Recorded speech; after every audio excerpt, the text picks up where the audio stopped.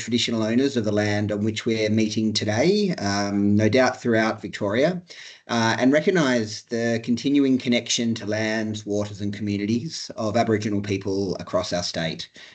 I'd like to pay my respects to elders past and present, as well as any Aboriginal colleagues joining us today. For those who don't know me, my name's Ryan Phillips. I'm an Associate Secretary at the Department of Justice and Community Safety, and I'm a proud trans person.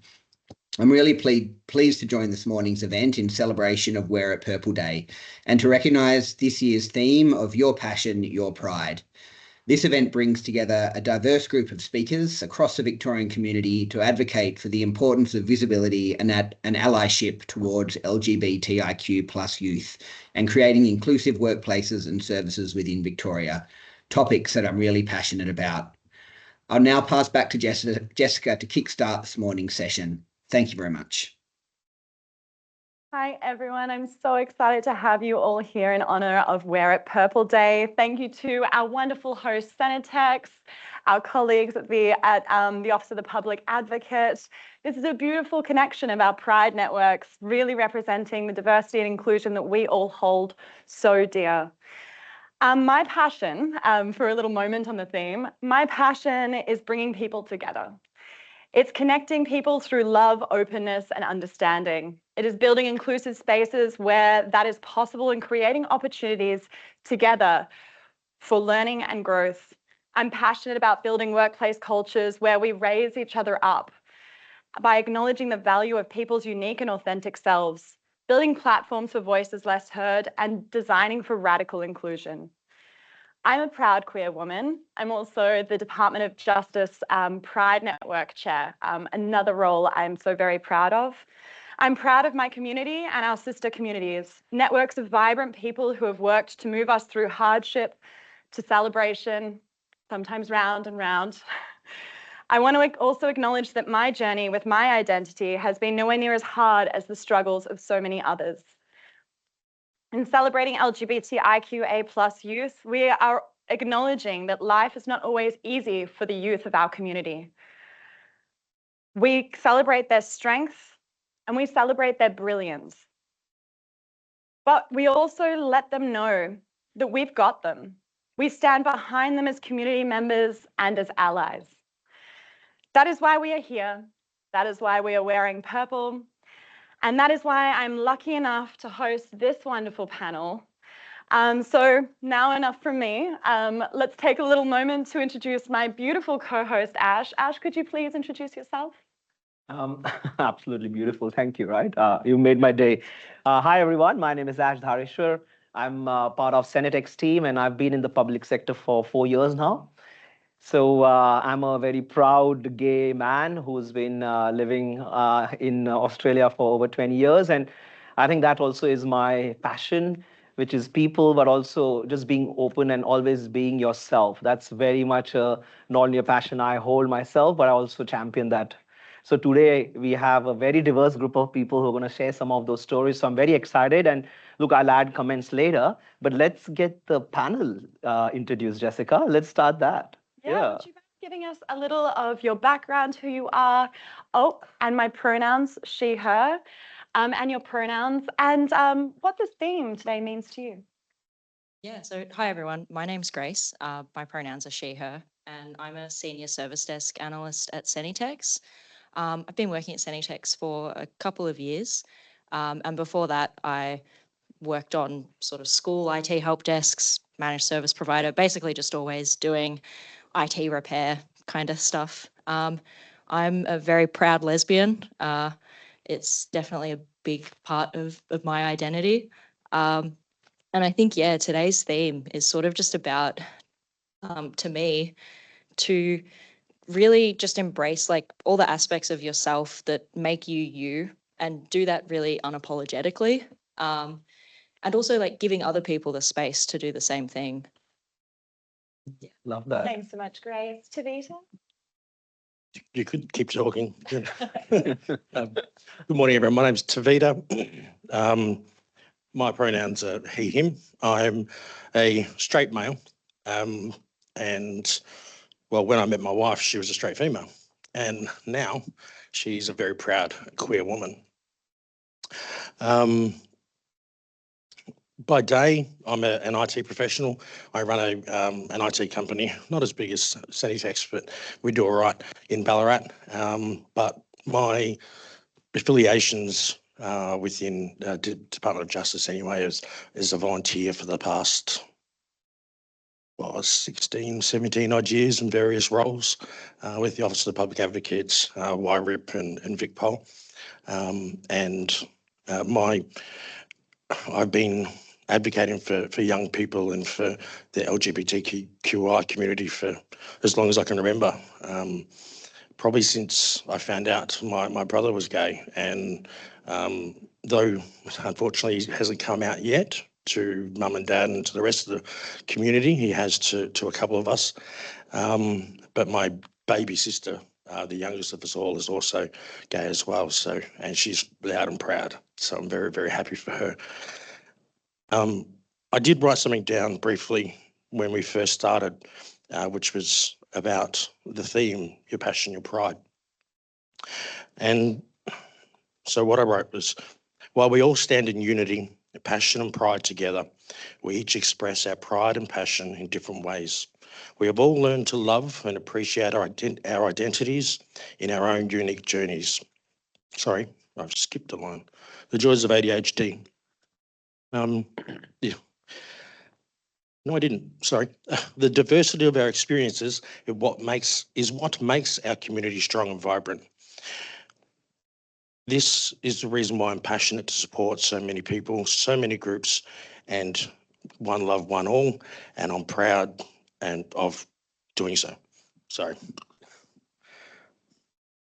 Thank you so much, Tavita. Marcus.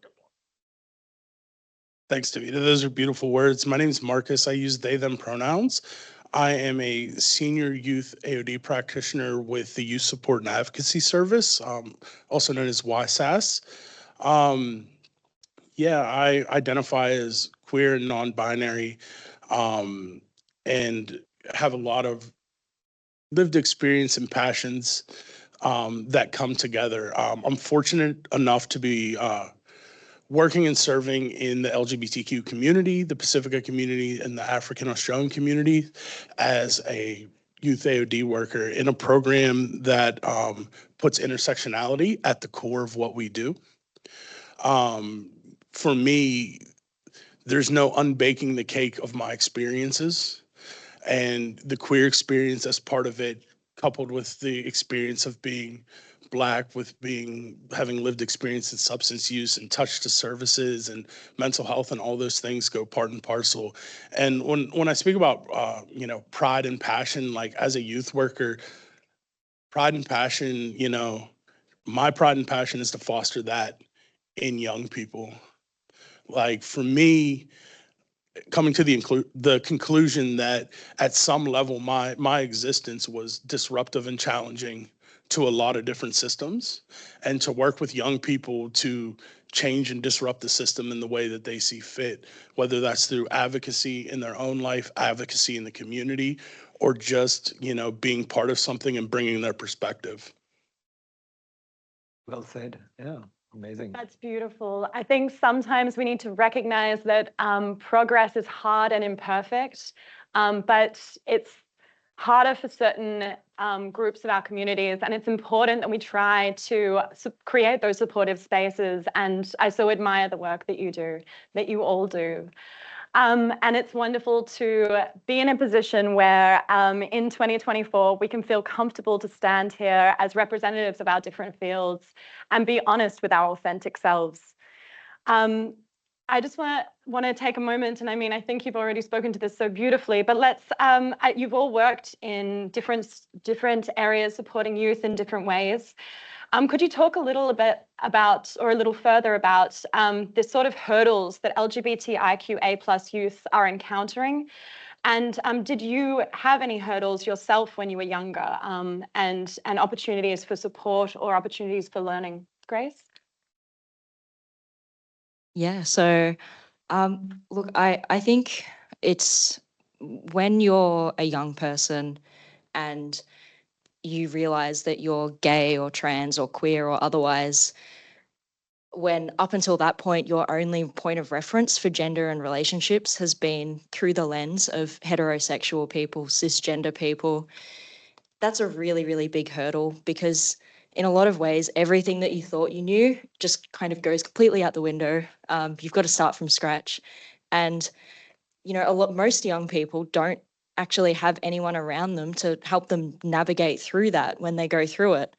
So it's really hard. And yeah, I think I came out or started to come out when I was 16. And it really struggled. Felt like definitely felt like there was something wrong with me. Part of that was because I didn't know any lesbians. I'd never spoken to any lesbians. I just had absolutely no point of reference to any of that. So it was really confronting as a teenager just to have that thought that maybe I was never going to have a normal relationship. That was really scary, and it took me a long time to get over it. And I think that's something that a lot of young people in the community really go through. Thank you, Grace. Tavita? That's really cool. Thanks for sharing that. It just brought to mind, I grew up in a small country town, which will remain nameless for this anyway, where I didn't know of anyone gay. And maybe that's just because it was a small town, sorry. Or maybe it was just our heavy involvement with the church that, as a result of that, people didn't discuss. Fortunately, times have changed. And as a Pacifica person, one of the things that several of us are doing are trying to educate our older people, our elders in our communities anyway, that it's okay. I understand that they have their relationships with the church, but that's okay. These people are okay. Everything's okay. So that's, you reminded me of that, and but in relation to young people in general that I've worked with throughout the years, I found that a lot of them have found when they're dealing with authorities and in one of my roles that sometimes because they do get looked upon a bit differently, they unfortunately don't get listened to. And as a result of that, they shut down, they get scared, they get worried until a friendly face comes in and says, I'm here to help. I don't care what they think. I'm here to help you. So it's been some challenging times, particularly when I probably overstepped and may have said some stuff to some of the people, some of the adults in the room. But at the same time, I will do my best to look after the young people that I was supporting. Thank you, Tavita. Yeah, so in my experience, one of the things that I feel is that coming out is a process and it's not an event. Although I live out and proud in a lot of ways, there's always that wondering of when I walk into a room, when I walk into a new job, when I walk into a petrol station, if there's going to be any judgment because I have a dress and eyeliner on that day. And so when I think about some of the stuff that I went through, like I was fortunate to have a very loving and accepting family, but that actually didn't change anything for me because like I grew up in a small conservative town in the US. I played a lot of sports and anything feminine was deemed as weakness in those areas. I also saw the few LGBTQ people that were out and some of the difficulties that they had and some of the things that were said about them and the laughter that was behind their back and things like that. It made it difficult for me. Well, it made it so I made the decision that it was easier for me to stay in the closet than to come out. And so I think about, the young people and what youth are, but youth isn't a monolithic term. And I bring that in because, with young people, the experience of being queer and of color or in a conservative community, or if you're from, like specific, branches of religion, or just have a family system that isn't accepting. or our young people that may live in less progressive places, you're looking at a very, very different set of hurdles. And the young people that I work with, I mean, the hurdles are really, we touch a lot to the services, like the social services, and, not knowing who's going to be across the table from you when maybe they're doing an assessment, or not fully understanding why a young trans person may have difficulty with rejection when they were, not considering that they were thrown out of their home at 16. And all these things, being, marginalized by society. We see young people who are afraid to go into services, are afraid of what it'll mean for them to go into custody, are afraid of, what it means just to walk into a bank, for example. I was with a young person the other day, and it took an hour to get the name change done so they could withdraw money to buy a car, right? Every little thing can be a hurdle and you don't know where it's at. So it's building that resiliency, because we have young people are resilient, LGBTQ people are resilient, people from all backgrounds, like there's levels of resiliency.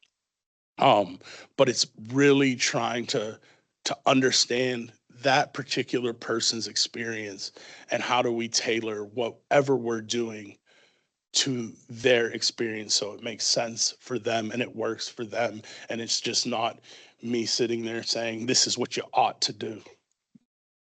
Yeah, human-centered design is so important, but also I think something that we all sort of hit on is both that visibility and those safe spaces. And I think that, for me personally, I've traversed a lot of the justice system in the work that I've done over my 7-8 years with the Department of Justice. And there were times when I absolutely did not disclose the fact that I was a queer woman, because despite the fact that I was working in a custodial setting, and so not on the other side of the bars, it still didn't feel to me like I could feel safe or could wear my authentic self at work and not run certain risks. And some of that is to do with and, we need to talk a little occasionally about some of the negatives of, internalizing homophobia as you grow up, and the challenges that you have with not seeing, a community that represents you. For me, not being, gay enough to fit in with the lesbians, or not straight enough to fit in with the heterosexuals, like trying to carve your space in life. And then when we spend so much time in our workplaces wondering whether it's okay for us to be that open here. So I really think that part of that visibility piece is leaders leading by example. And we're so lucky at the Department of Justice Pride Network to have such our open and wonderful executive sponsor, Ryan Phillips, setting that example. But for real culture change, you do need those leaders showing that visibility and that active support, whether they are part of the community or whether they are allies. I think it's a really important piece. So noting this is a Vic government event, and in theme with that, can we talk a little about what you think a truly inclusive workplace looks like? Grace? Yeah, so I think just somewhere it's truly inclusive and you feel like you belong if you can go into work and you can talk to your colleagues about those personal aspects of your identity, whether that's cultural aspects, whether that's your preferred pronouns, or, just talking about your partner. Just being able to actually have those conversations with your colleagues without having the fear of backlash or getting an adverse reaction, I think is a sign that, yeah, it's a really good workplace. I definitely think talking about things at a high level like this, it does a lot to set an expectation that, it's going to be a safe environment for not just LGBTQI people, but, other marginalized groups as well. So it's good when places can do things like this and talk about it, because it really does make a big difference, I think. Yeah. Thank you, Grace. Tavita? I knew you'd finish before I found this. Actually, can I throw to you first while I find this? Absolutely. Thank you. So, what I think about a truly inclusive workspace is where people, there's oftentimes a way of looking at something and seeing, oh, I just see the person, right? Well, if you don't see the aspects of my identity, you don't see me. And that's a big thing, right? Is like, if you don't see what, how I live my life and those things, you don't see me. But also it is making sure and not putting all the onus on LGBTQ people to support LGBTQ things, right? It's not on, if there is an issue that comes across, maybe talk to somebody, but it's not just, oh, immediate consultation with this person because they're the one in the office that knows. And because at a level that becomes a weight that others aren't carrying. And that goes across cultures. And if the people that you work with have the culture of humility, have the professional humility, like the models traditionally don't account for us, right? They're not built in with LGBTQ people and oftentimes people of color and different backgrounds and religions in mind. So admit when you don't know, right? I don't know. I'm willing to learn.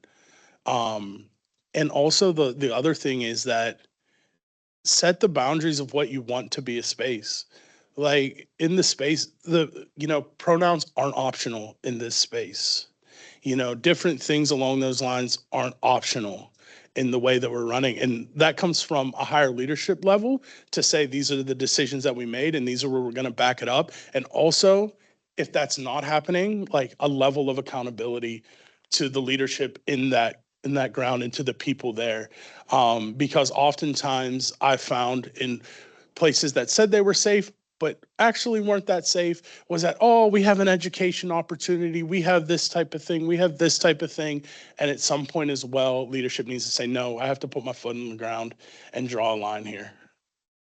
Beautifully said. I just wanted to say, yeah, it's a really good thing, like a point that organizations do have to back up that stance that they're a safe place with action. If conflict occurs in the workplace, just they need to be prepared to actually back it up. Not just have it on paper, but actually back it up. Yeah, which is what I was looking for. In current society, everyone's about modernising things and all this fun stuff. And it dawned on me that our mission statement at work and our values were vanilla and just so boring because they always are. So I actually submitted this to the board a couple of days ago as our new values anyway. So obviously we're an IT company. The first one's tech savvy, but I'll skip across that. And the second being client obsessed. Again, I'll skip across that. The next, people first. Our team is like our family. I'm not going to say it is a family because we all know that's toxic and we won't do that. But our team is like a family. We're dedicated to creating a supportive and inclusive workplace wherever and anytime so that people can thrive. Fun loving. Work doesn't have to be boring. Don't forget the Nerf cupboard, the donuts in the kitchen, and let's always have laughs. No jerks allowed. We believe in treating everyone with respect and kindness. Discrimination of any kind is a big no, and you know where the door is. And finally, proudly diverse. We celebrate our differences in gender, ethnicity, sexual orientation, age, ability, and more. Everyone is welcome at insert company name here. Yeah, that's all I need to say. Beautiful. And I think, it's these little changes, those little tweaks that we can make to make have it trickle down effect the entire workforce, the people that exist and the people that we're recruiting, by tweaking, our signatures, by making these statements, by going beyond lip service and looking around rooms and questioning who is not at this table, what is preventing them from sitting here and engaging in this dialogue. And how do we reach those corners of these organizations, these big monolithic structures like the Department of Justice, and ensure that everybody is being recognized and being supported in a really proactive and inclusive way. So lastly, visibility and allyship. I know we've touched on these two pieces a little bit, but let's dig a little further. Whether it's in the workplace, in the community, or even with family, how can people be good allies to the LGBTIQA+ community and support our youth? So I think the something that's really wonderful about the LGBTQIA+ community, that was sort of mentioned how we're obviously not a monolith, and something that's really wonderful about it is that you don't have to fit everyone into little boxes like gay, straight, male, female, cis, trans. Everyone's histories and their perspectives and their own experiences really feed into their identities. And so everyone's identity is going to be a bit different. And it sounds kind of cliche, but it's really beautiful and definitely my favorite thing about the community. I think it can also be overwhelming for some people who are maybe worried about saying the wrong thing, using the wrong terminology, asking the wrong question, offending someone, which is a really reasonable anxiety to have when you're talking about something that maybe you're not super familiar with. And I think a lot of people in the community, we understand that and we kind of recognize that that can be confusing. And so I think the biggest thing is just about approaching questions or comments, just being respectful like you would with anyone else. I think if you're really unsure about it, obviously everyone is going to have their own boundaries because we're not a monolith. But if you're feeling really unsure about it, it can be helpful to sort of just step back and even just ask yourself, if someone asked me this question right now in this way, how would it make me feel? Because I think 9 times out of 10, your response is probably going to be aligned with the response of whoever it is that you're going to ask that question to. So I guess in terms of being an ally, it's obviously calling out homophobia, transphobia, other forms of bigotry when you see them is really important and signals to queer people that you are a safe person for them. But also being generally respectful, listening to people's stories, really listening, even maybe sharing those stories if it's appropriate, and just keeping an open mind for things that maybe if you're not super familiar with it, it might seem a bit strange, but just keeping an open mind is they're all really, I think, natural ways to sort of be an ally. Yeah, I agree, because I was going to say something similar, actually. In the community, and anyway, I think that people should ensure that they do say something. If they hear someone, at the petrol station, for example, make a comment, they should interrupt and say, "Hey, that's not okay." Recognize that person has done something wrong, but also we have to pull ourselves up, because as a straight person growing up in a very straight community, unfortunately, I grew up saying things that I shouldn't say because I didn't know better. They were just words. And then I discovered this wonderful world. And to be honest, I was a homophobe until I was about 21, until one of my best mates in the world kissed me. And I'm like, dude, what are you doing? And that's when I realized that I actually wasn't a homophobe like I thought. I wasn't, I really had to self-check and go, why have you thought gay people are bad when they're not? You've been best friends with this guy for years and years and years, and you didn't even know. So we really need to not just self-check, but to, if we hear something in public or hear something at home or in a friendship, particularly in your friendship group, because that's where your voice is going to be strongest with your peers. If you hear someone say, something they shouldn't, not just about this community, but just in general when it comes to racism or domestic violence, anything, pull them up, tell them it's not right. I think that's the best way we can protect everyone in everything. Yeah.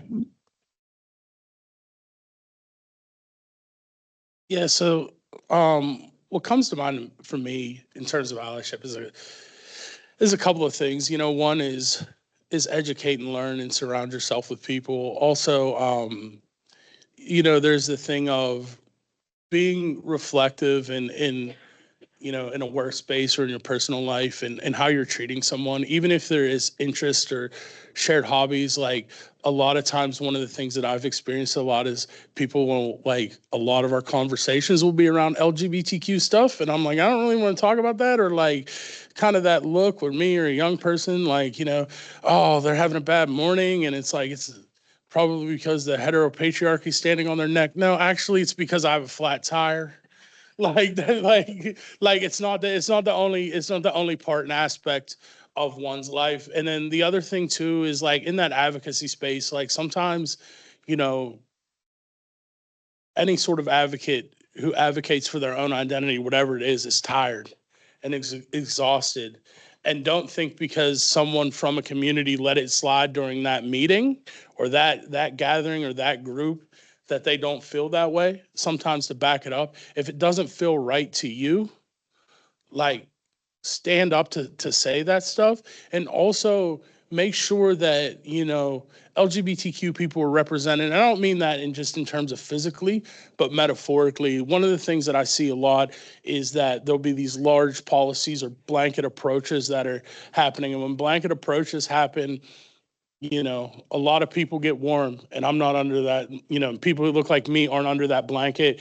And then all of a sudden there's this general response. Oh, we have to create another program. We have to do this. We have to respond. We have to tailor it. And instead of saying, be the person in the room that says, like, if you're working on something or you're starting something up or there's something that comes up, like, actually, how would this affect LGBTQ youth differently?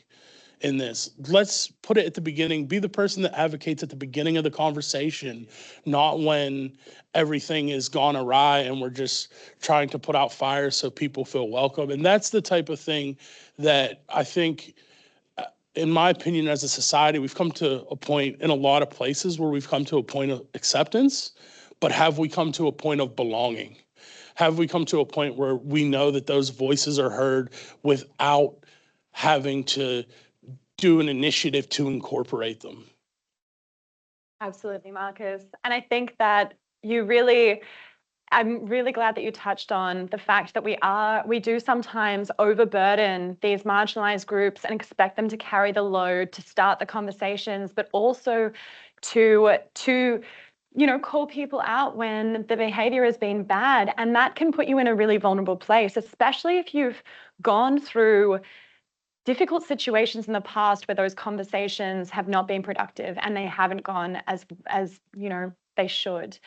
But it's about, as an ally, it's about making sure that you're being, kind and curious, asking those questions that are phrased, in a compassionate way. Be mindful, be demure, be mindful, but just also be constructive and do it from the off. Let's not try and, each time reinvent the wheel and have an entirely new initiative.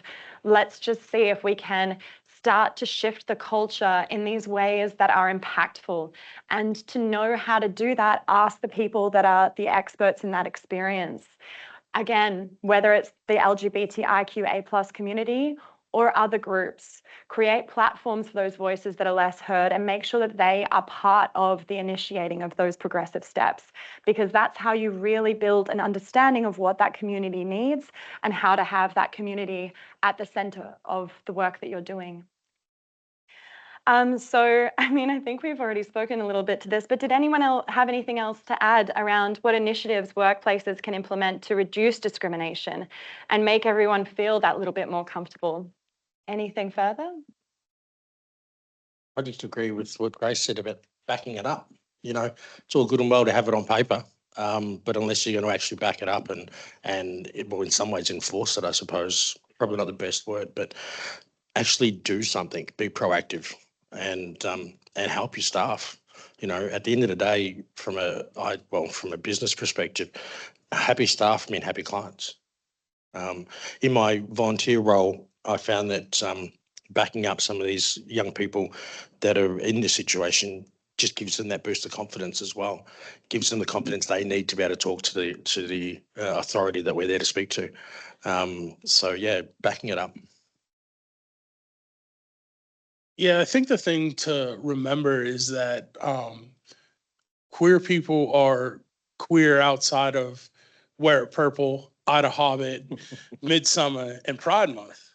So, I mean, to bring that, to bring that perspective, like, and to bring that general sense of we want to do this and we're going to do this. And also, like, creating an open and honest, robust feedback system to that. Like, it can't, and when that feedback comes back, whether that's through, conversations, supervision, surveys, that it's actionable, and that you also say, this is what came out of it. And these are the actions. And even if an action can't be done, let people know. I think a lot of frustration in different places that I've worked on is that we identify the problems, they say they're going to be worked on, and then you never hear anything again, right? Or that there's this working group that goes on until the end of time. So also in creating that space, have that results oriented thing as workers and leaders. And also, if you're not in a leadership role, demand to know what's being changed. Like, what are we doing? We did this initiative, how's it going? How are people feeling about it? Create the dialogue and continue the dialogue, because it's not going to be this thing like with my story, when I said that coming out was a process, not an event. Changing culture, changing workspaces isn't something that just gets addressed. We did it. Okay, now we've done 3 things to do this, this, and this, but are we actually finding out how people are feeling in those spaces? Yeah, sometimes you wonder where the follow-up is. Like, where's the longitudinal study? Are we just going to do this over again with the next, action plan or what have you? But look, I also, again, I want to note the fact that this is an event that is being hosted by the Department of Justice, Cenitex, the Office of the Public Advocate.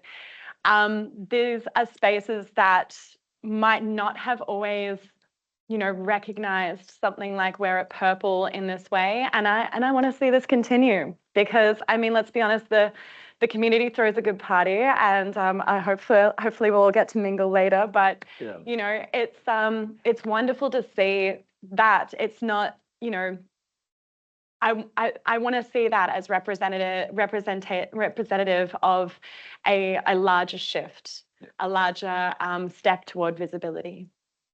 Yeah, and the other thing I just want to say to everyone in the room and everyone online and everyone doing things at different places and work sites and different organizations, like, thank you, right? Like, thanks for coming out, thanks for representing, and thanks for listening.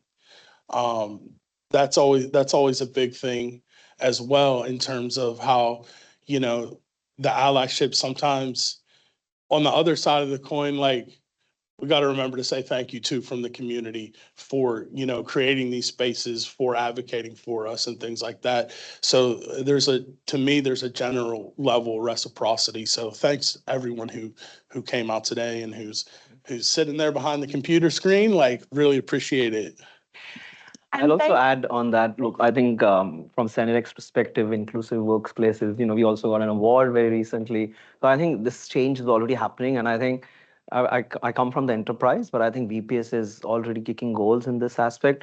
I'll only add that one message for all the youth, and I also was a youth years ago. You're not alone. There's so much support all around. You have people on the panel, but also there is people around your workplace, your HR, if not, just come to Cenitex office, right? Just reach out. You're not alone, because there is a lot of us who have similar experiences. And I think we keep calling ourselves minority, but I feel like we're becoming the majority. So don't feel that you're alone. And I think the other big problem is digital, right? Youth is going into digital, and there's a lot of bad comments, humongous. When I grew up, I didn't have that. I only had my cousins saying, now the whole world is after you.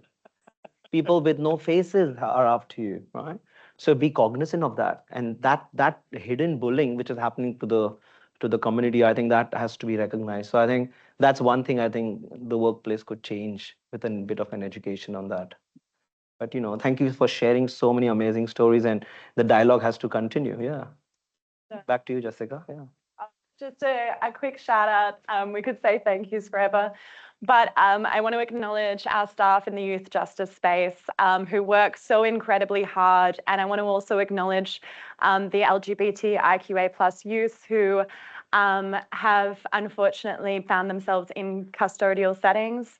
And recognize that that is an incredibly vulnerable space to be in. And I really have seen and hope to continue to see progress in that space and how we support youth that are in those spaces.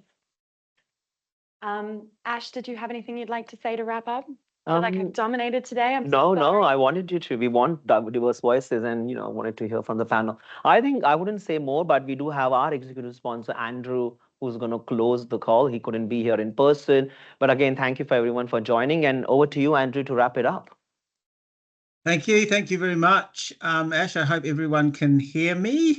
There's this disconnect in connection. My apologies, as Ash said, that I can't be there in person. I do love to be around in person, but there we have it. I just want to start and have a couple of moments just to take us all back. I'm an older person, not a younger person anymore, although I agree, Ash, I was once. I want to pay my respects to Catherine Hudson and Scott Williams. You can spend your time looking for these people with the wonders of the internet nowadays yourselves, but it was their spirit that launched what we now see as We're at Purple Day. And I also want to acknowledge that that came out of the very tragic event of Tyler Clemente. So let's never forget that these come from very hard and very personal things for many of us. That was 2010, and now we are that much further. Again, I too would like to thank all the panel. Thank you for your wisdom today. A few standouts for me in particular. The strength of saying I don't know. I very rarely get past a whole conversation with anyone without quoting my mother at some time. And she did tell me that, leaving all the sexism aside in this, that as a male, I should learn a series of three word sentences that would get me a long way, and later I would understand why. I don't know was one of them. I was wrong. Please forgive me, and I am sorry. So take those with us some of the time as well.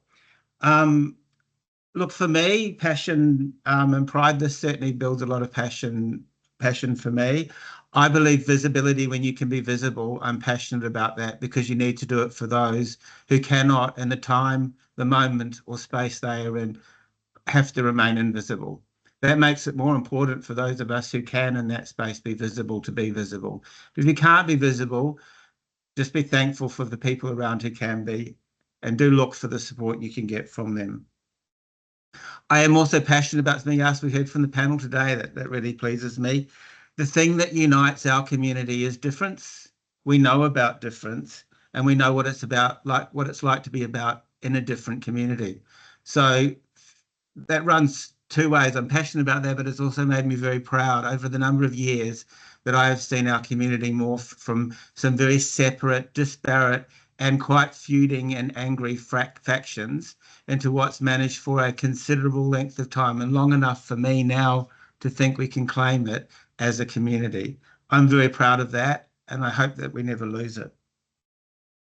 Ryan, thank you for your opening. Jess and Ash, thank you for co-chairing.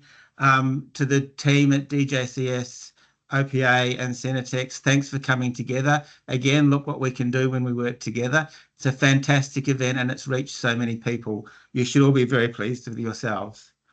Now, my last bit about passion and pride is doing what you can do. Now, I often say to people in my service management day job, rather than my coup day job I have at the moment, is that no one can do everything, but everyone can do something.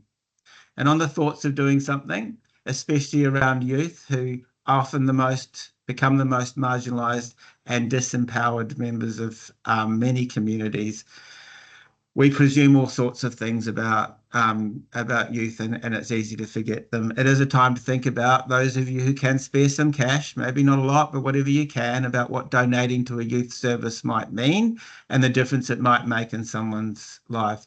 We've decided to promote today -18. -18 is a great charity for our community. It's certainly one I support personally, and I encourage all of you to think about a donation to a youth service, but particularly, I guess, as I'm saying today, -18. So have that in your minds, and don't think you might do it next week. Think about doing it today. It's so easy to forget about those things. Again, just, I suppose, in closing, thank you all for your efforts. Thank you for attending and listening today. I hope, as I have, you've received some of the wisdom that's flowed, and I've certainly enjoyed listening and hearing and being learned up on a few new things today as well. Go and enjoy a little morning tea, and for those of us who are online, we'll have to provide our own, but it's a nice moment to reflect or to continue the networking. Thank you all.